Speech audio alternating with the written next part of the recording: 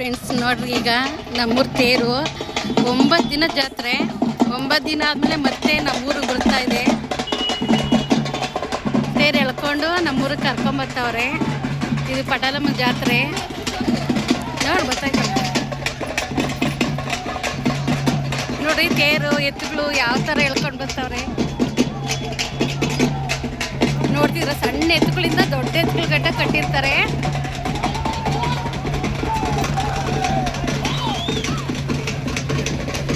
ನೋಡಿ ಫ್ರೆಂಡ್ಸ್, ಎಷ್ಟು ಚೆನ್ನಾಗೈತೆ ಗೊತ್ತಾ. ನಿಜವಾಗ್ಲೂ ನೀವು ನೋಡಿ, ಒಂದು ಲೈಕ್, ಒಂದು ಕಾಮೆಂಟ್ ಕೊಡಿ, ಸಬ್ಸ್ಕ್ರೈಬ್ ಮಾಡಿ.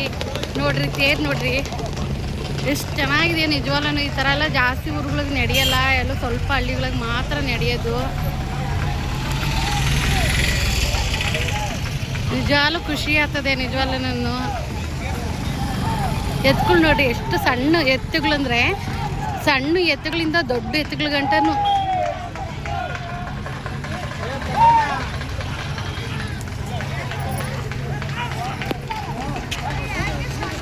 ನೋಡ್ರಿ ಇಲ್ಲಿ ನಮ್ಮ ಅಕ್ಕನ ಮಗ ಅವನೇ. ಇವನು ಮಕ್ಕ ತೋರ್ಸಲ್ಲ ಇವಾಗ,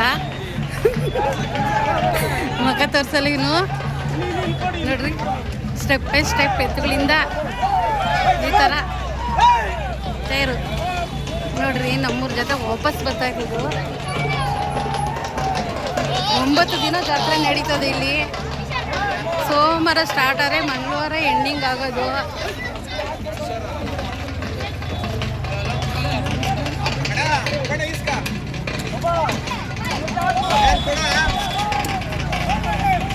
ನೋಡ್ರಿ ನಮ್ಮ ಅಕ್ಕನ ಮಗನ ಇವಾಗ ಮನ್ಸಿಗೆಲ್ಲ ಕ್ಯಾಚ್ ಆಗ್ತೈತೆ.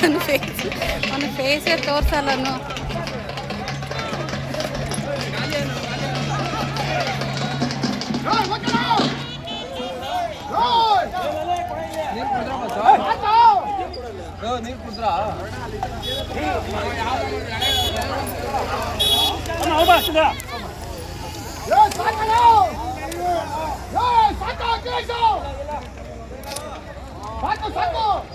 ಪ್ಲೀಸ್ ಒಂದು ಲೈಕ್, ಒಂದು ಕಮೆಂಟ್ ಕೊಡಿ ಪ್ಲೀಸ್ ಪ್ಲೀಸ್ ಪ್ಲೀಸ್. ನೋಡಿ ಇದನ್ನು ಎಷ್ಟು ಚೆನ್ನಾಗಿದೆ ಇದು.